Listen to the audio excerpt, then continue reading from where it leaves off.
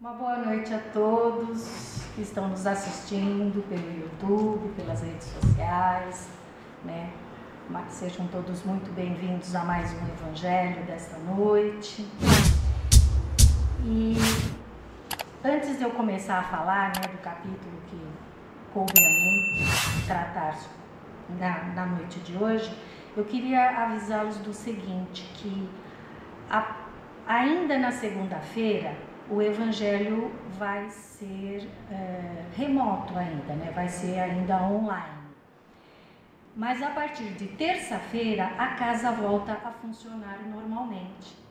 Se Deus quiser, né? Que está tudo caminhando para isso. A reforma já deve estar sendo concluída. Então, a partir de terça-feira retoma-se com os cursos, né? O curso que ocorre na terça, na quarta-feira, e aí na quinta o Evangelho, então, já vai ser de forma presencial, tá? Então, somente hoje e segunda, que ainda continua sendo somente online, tudo bem? E vocês vão acompanhando, né, as informações que são colocadas no site, para que vocês possam ir acompanhando, então, como será retomado o funcionamento da casa. Então, vamos lá. Hoje eu vou falar para vocês do capítulo 16, que tem como título Servir a Deus e a Mamon. Esse capítulo, na verdade, ele está sendo, né? Kardec baseou esse capítulo nas palavras de Jesus, que estão registradas tanto nos evangelhos de Mateus como de Lucas, apesar que aqui no livro está registrado de Lucas, mas eu vou falar o trechinho onde Kardec se baseou, que é do Evangelho de Mateus, que está no capítulo 6, no versículo 24, que diz assim: ninguém pode servir a dois senhores, porque ou há de odiar um e amar o outro, ou se devotará a um e desprezará o outro. Não podeis servir a Deus e a Mamon. Mamon, acredito que já foi explicado aqui várias vezes, mas só para a gente relembrar, Mamon no contexto bíblico, ele simboliza a riqueza material e, por extensão, a cobiça, o egoísmo e a avareza. Ou seja, a riqueza material ligadas ao egoísmo, à cobiça e à avareza.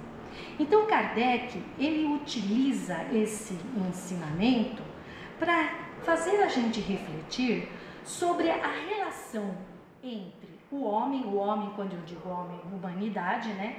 A relação entre o homem, o dinheiro e a vida espiritual. Como que deve se dar no mundo dos encarnados, né, essa relação? E ele começa explicando que é impossível, né, conciliar o culto ao interesse material com o culto à moral e à fé cristã. Por quê? Porque quem coloca os bens terrenos acima dos valores morais, na prática, afasta-se de Deus. Vive apenas, né, para satisfazer os desejos carnais, né, os desejos do corpo, e não as necessidades da alma. Então, veja, em outras palavras, né, não é que o dinheiro em si é ruim. Não é, até porque no mundo corpóreo nós precisamos dele, né? Nós precisamos comer, nós precisamos nos vestir, nós precisamos ter um teto sobre a nossa cabeça. Então há uma necessidade, né? A busca da necessidade de se ter algumas bens para a gente poder sobreviver no mundo da matéria. Porém, o que é condenável? O que Jesus condena na sua fala? Ele vai condenar o excesso do apego a ele. Isso que é prejudicial, isso que nos faz afastar realmente de Deus, porque é impossível você viver, né, apegado aos bens materiais de uma forma egoísta, orgulhosa, né, avarenta, e ao mesmo tempo cultuar as coisas de Deus que são totalmente opostas, né? Que é o amor ao próximo, a prática da caridade, a prática, né, do bem de uma maneira geral. Então não há como conciliar uma coisa ou outra, ou você segue um ou você segue o outro.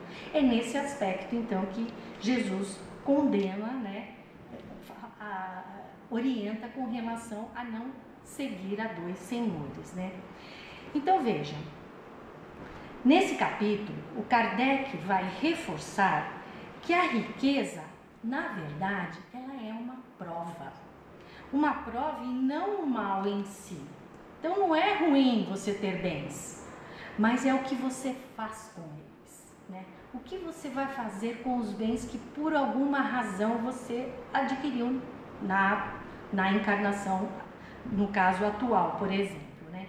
Ele é uma prova onde os espíritos as recebem para aprender a usar essa riqueza com sabedoria e caridade, ajudando o próximo e promovendo o bem para todas as pessoas. Então é uma prova que, se a gente parar para pensar, é mais complicada e difícil do que a prova da pobreza, vamos dizer assim, porque a pobreza também é uma prova que o espírito também tem que passar. Então veja, a prova da pobreza e a da riqueza, né, nesse capítulo ele vai mostrar que são provas espirituais que testam, né, os espíritos.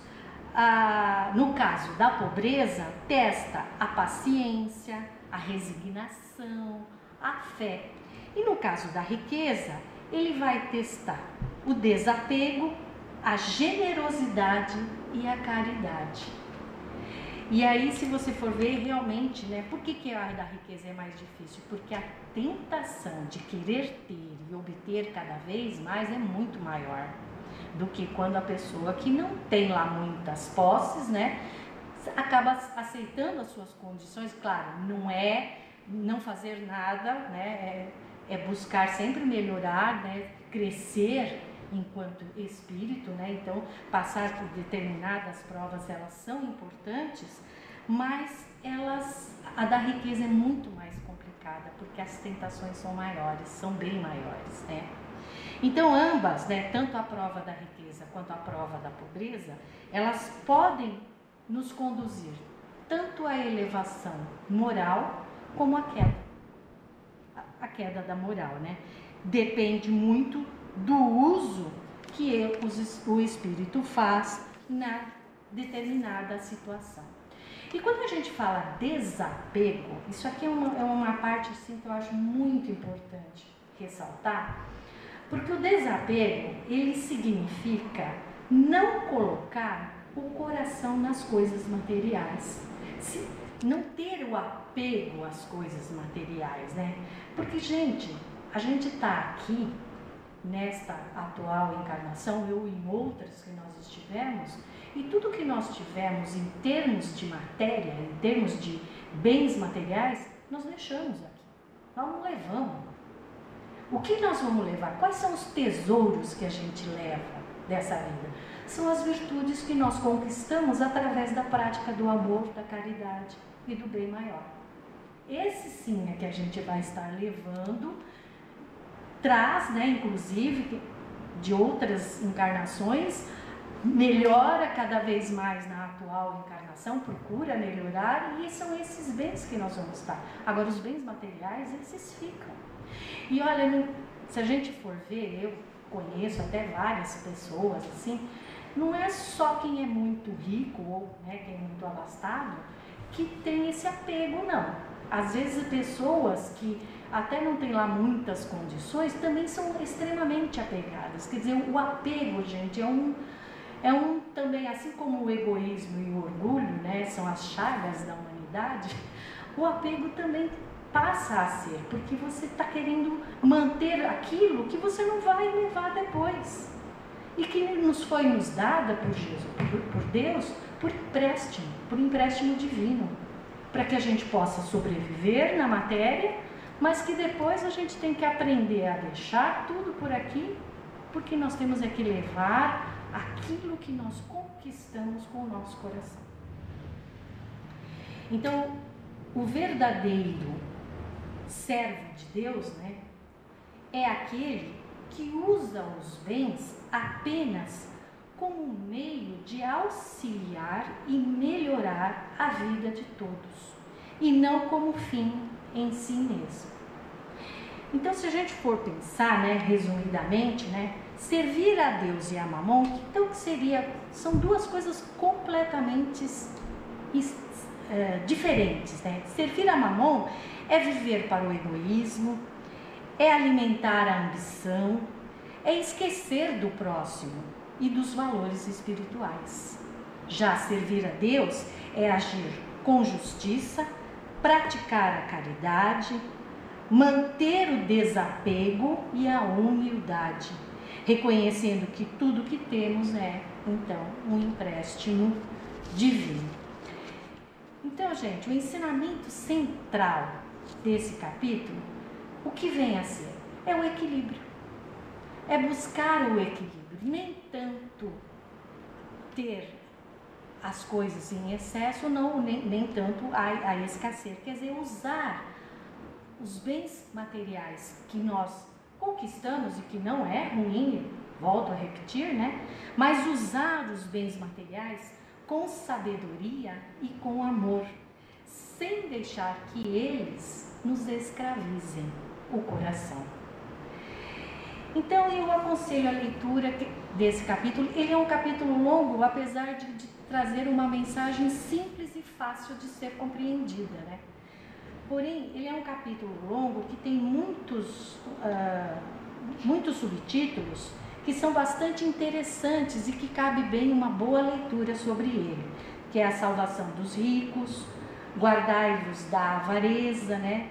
Jesus em casa de Zaqueu, que é uma história muito bonita, interessante, uma passagem, né, que tem na Bíblia, quando Jesus vê Zaqueu. Zaqueu era um judeu muito rico, né? E que aí Jesus então diz para ele que queria jantar na casa dele, vai jantar na casa dele, Zaqueu o recebe, e na medida em que Zaqueu toma contato com o Evangelho, né, com a pregação de Jesus, com os ensinamentos de Jesus, ele imediatamente resolve doar boa parte dos seus, mais da metade dos seus bens para seguir a Jesus. E é muito interessante que no final Jesus fala: a salvação entrou nesta casa, né? Tem a história também, né? A parábola do mal rico, que é o contrário, né?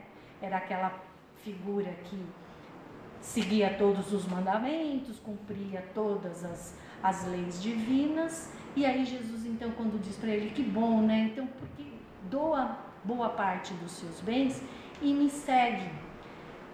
E aí ele volta para trás, porque ele não abria a mão dos bens que ele havia conquistado durante a vida, né? Então é a parábola do mal rico. Tem a parábola dos talentos, que já foi falada muitas vezes aqui na tribuna, que também é muito interessante a leitura, né? Utilidade providencial da fortuna, desigualdade das riquezas, né? É interessante essa parte também, que além de Kardec explicar essa questão da desigualdade, da pobreza e da riqueza como provas para o espírito, ele também vai explicar da importância dessa desigualdade, né? Porque se a gente for parar para pensar, né, se todo mundo tivesse, e aqui eu não estou fazendo nenhuma defesa ao socialismo, mas se todo mundo tivesse as mesmas condições, fossem todos ricos, vamos dizer assim, isso ficaria por um tempo, porque dali, passado algum tempo, as desigualdades vão começar a surgir. Por quê? Porque os espíritos, nós que somos espíritos, nós não somos iguais. Nós, na nossa evolução, na escala evolutiva, cada um está num patamar. Então, o seu nível de inteligência, o seu nível de conhecimento difere um dos outros. E por conta disso, acaba gerando a desigualdade. E também é muito, né, a providência divina é fantástica nesse quesito. Se todo mundo também vivesse da mesma forma, Ninguém se empenharia a melhorar no seu trabalho. Para quê? Eu já tenho tudo, não preciso me empenhar no trabalho. Ninguém se empenharia nas pesquisas, né, científicas. Não haveria a evolução intelectual do planeta, porque ficaria tudo da mesma forma, tudo estagnado. Então, é fundamental que haja, né, num planeta como o nosso, de provas e expiações, né? É muito importante que haja essa desigualdade. E aí, eu vou, já está terminando o meu tempo, terminar com a leitura, né? Porque aí depois de todos esses subtítulos que eu citei, tem a parte das instruções dos espíritos, que estão umas 6 instruções bastante interessantes.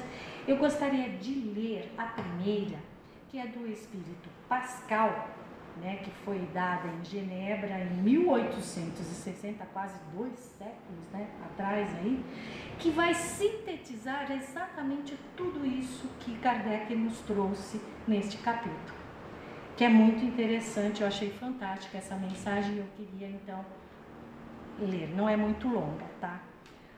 O homem não possui como seu senão aquilo que pode levar deste mundo. O que ele encontra ao chegar e o que deixa ao partir, goza durante sua permanência na terra. Mas desde que é forçado a deixá-los, é claro que só tem o usufruto e não a posse real. É aquilo que eu disse, né? É tudo nos dado por empréstimo, usamos tudo aquilo que nós necessitamos para viver as nossas provas, as nossas expiações no mundo material, mas quando partimos, tudo isso fica e nada disso nós levamos, né? Então ele continua assim. O que é então que ele possui? Nada do que se destina ao uso do corpo e tudo o que se refere ao uso da alma, a inteligência, os conhecimentos e as qualidades morais. Eis o que ele traz e leva consigo, o que ninguém tem o poder de tirar-lhe, e o que ainda mais lhe servirá no outro mundo do que neste. Então, olha os tesouros, esses são os verdadeiros tesouros, né?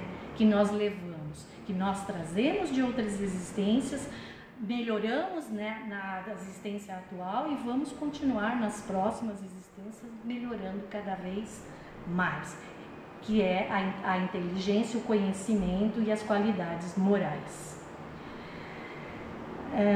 Dele depende estar mais rico ao partir do que ao chegar neste mundo, porque a sua posição futura depende do que ele houver adquirido no bem.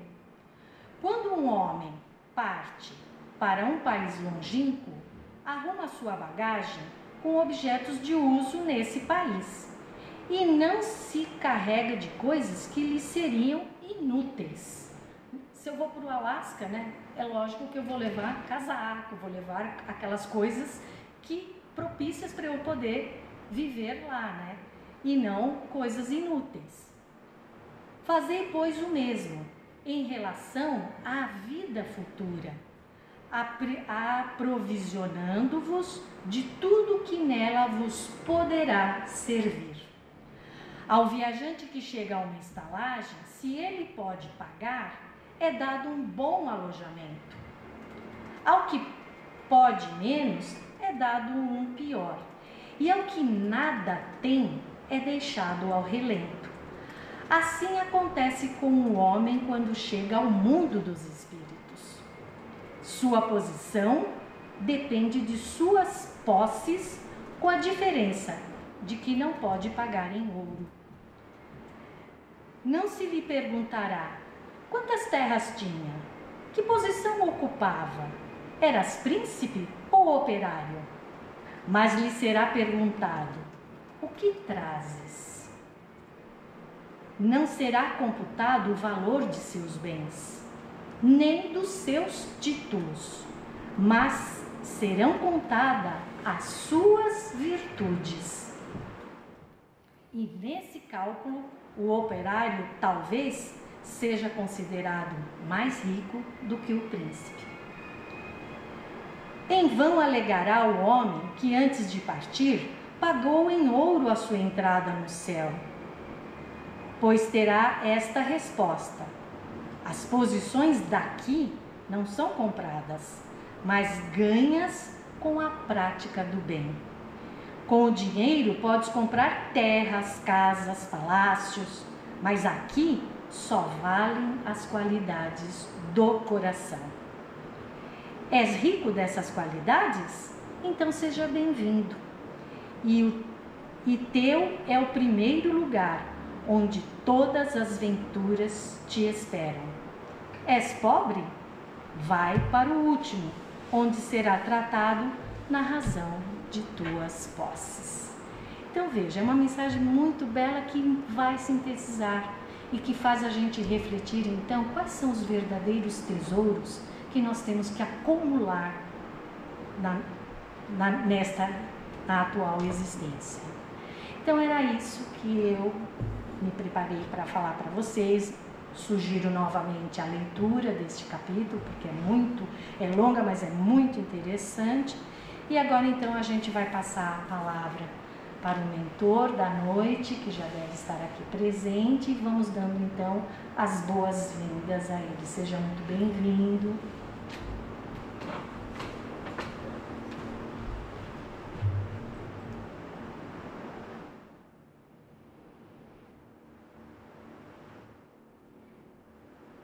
Boa noite, amados irmãos, amadas irmãs. Que a paz se faça com todos. Que possamos refletir detidamente sobre essas lições, sobre o capítulo 16 do Evangelho segundo o Espiritismo, onde trata das posses materiais e das posses espirituais. Para o materialista, apegado aos bens materiais, a tudo aquilo que se relaciona à vida da matéria, tudo que foi dito, tudo que trata esse capítulo, não faz sentido. Aquele que não crê na imortalidade da alma, aquele que não acredita que a vida continua além da morte do corpo físico, não vê sentido algum em repartir aquilo que conquistou. Muitas vezes nem é fruto do seu trabalho, é fruto da herança deixada pela família. Então, queridos irmãos, para aquele que detém esses bens, que sempre usufruiu do bom e do melhor, não sabe o que é sentir fome, não ter um agasalho, não ter seus filhos chorando, aquele que não tem as enfermidades do corpo. É muito comum se deixar levar pelas facilidades que a matéria proporciona. Antigamente, acreditava-se no sangue azul, numa raça nobre, uma raça diferenciada. Nos dias de hoje ainda existem algumas pessoas que ainda pensam dessa forma, dada a grandiosidade de seus bens materiais e a capacidade de influenciar, de modo geral, na política, nos modos de vida, através da informação, através da manipulação da informação. Muitas vezes não acreditam que ao deixarem o seu corpo na matéria, não acreditam que encontrarão um novo mundo, onde lhes será cobrado o uso de todos aqueles bens. Não queremos aqui também condenar a riqueza, a fortuna e os trabalhos que ela proporciona para a humanidade através da ciência, as descobertas, as invenções, as facilidades de transporte, locomoção, comunicação, os meios de aumentarmos e aprimorarmos os meios de produção, tanto na esfera da alimentação, como no bem-estar do ser humano. A riqueza é algo, assim como a ciência, necessário. Mas tudo tem que ser dosado. Não podemos buscar a riqueza através do ódio, gerando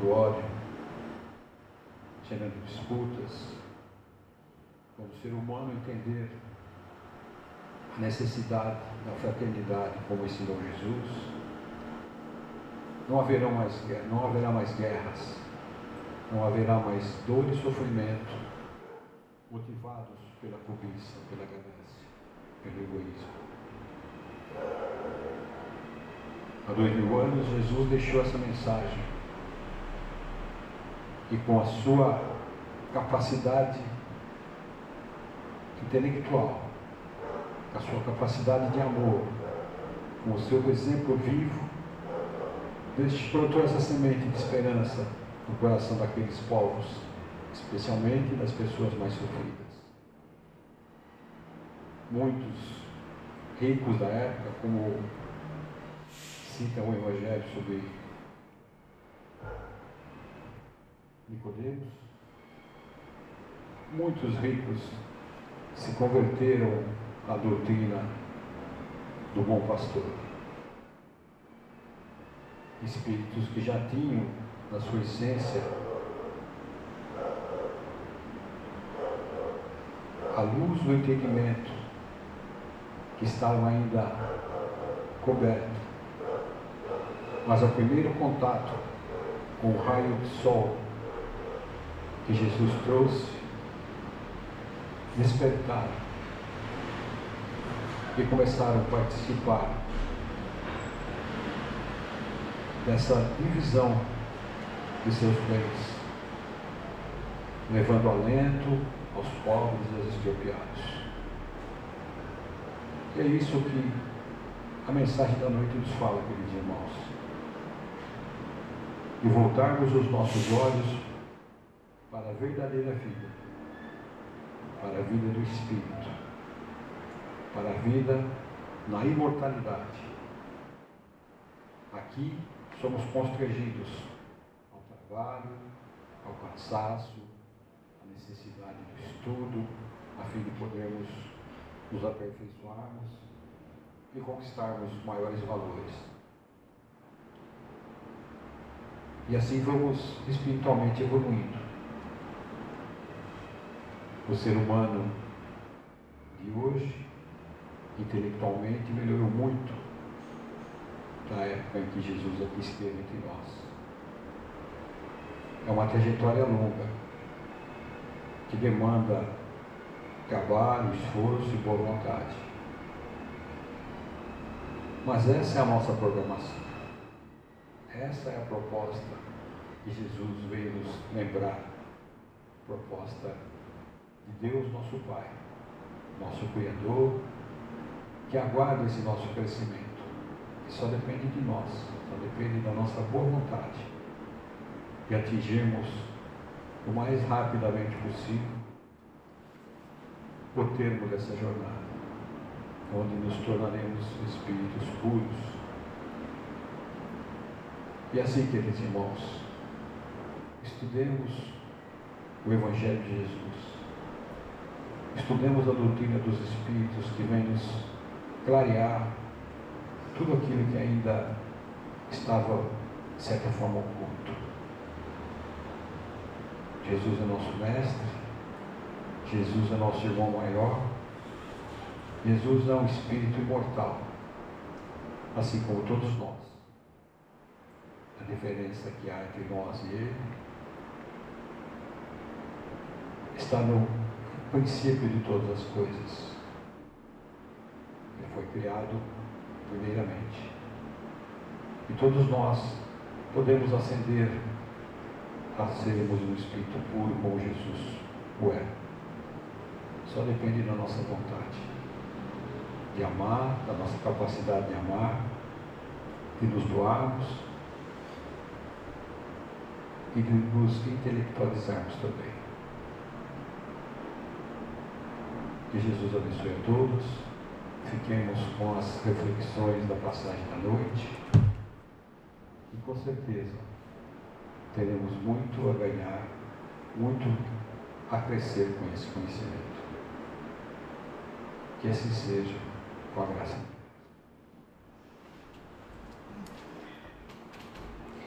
Muito obrigada, irmão querido, pelas palavras e que possamos contar com a vossa presença em outros momentos que aqui estivermos. E agora então vamos nos manter ainda conectados com o alto e vamos abrindo o nosso coração e a nossa mente para que possamos doar através das vibrações todo o nosso amor, todo o nosso carinho, toda a nossa paz e harmonia a todos aqueles que neste momento estão necessitando receber esses fluidos tão importantes e necessários para a continuidade de sua jornada terrena. De maneira especial, vamos vibrar pelos povos que estão em conflitos e que agora estão procurando se voltar, a conviver de maneira mais pacífica e assim as pessoas que lá sofreram muito com a guerra possam estar conseguindo, através da ajuda humanitária, receber tudo aquilo que necessitam para o refazimento de suas vidas. Então vamos emanar muito amor, muita paz, uma energia muito positiva a esses povos. Vamos vibrar por todos os governantes, por todos os líderes, para que possam, através do seu trabalho, da posição em que se ocupam, poder efetivamente trabalhar pelo bem comum de todos. Em especial, vibremos pelo nosso país, o Brasil, e por todas as pessoas que aqui vivem, para que possam viver em paz e a paz se estabeleça cada vez mais no nosso solo. Vamos vibrar por todas as instituições hospitalares, por todos os sofredores que lá se encontram, para que possam receber esse alento tão importante e necessário para o refazimento do seu físico e também do seu espírito. Vibremos por todas as instituições, por todas as ONGs, vibremos por todas as pessoas que vivem nas ruas, para que o Evangelho de Jesus possa chegar aos seus corações e assim se sentir motivadas a mudar de vida. Vibremos por todos os idosos, por todas as crianças. Vibremos por todas as casas espíritas cristãs, em especial o nosso amo. Vibremos por todos os espíritos maravilhosos que aqui se encontram e estão sempre trabalhando por todos nós. E vibremos também por nós mesmos, para que nós possamos continuar a nossa jornada evolutiva, refletindo e buscando cada vez mais praticar na nossa vida os ensinamentos de Jesus. E assim, vamos nesse momento então abrir mais ainda o nosso coração e a nossa mente para que possamos receber o passe coletivo.